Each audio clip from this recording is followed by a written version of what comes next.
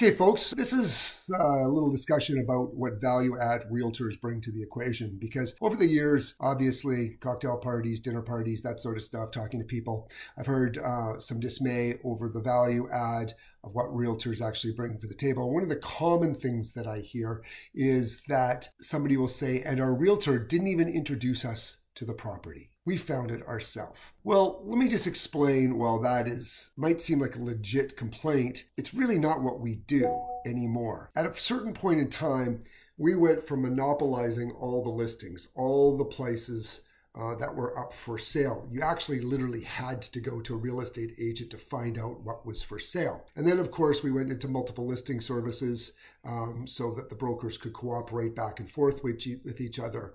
And literally, faxes, remember faxes, facsimiles, were sent to all the brokers of all the MLS data on every listing. And that just happened with these big machines all overnight. And you as a buyer, potential buyer, would then go and engage a realtor to be able to get access to these fax sheets of paper with the new MLSs on them.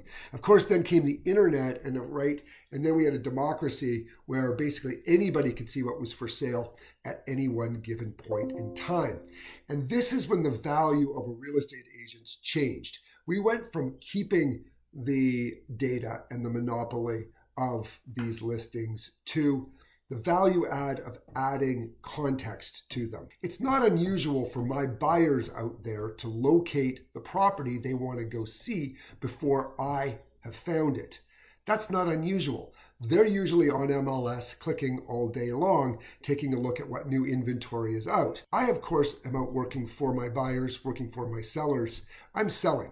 That's what I'm doing. I'm not on the MLS all day looking and updating and refreshing like most buyers are. Where my value comes into play is when that buyer comes to me and says, what do you think about 123 Main Street? That's where my value and my professionalism comes into play.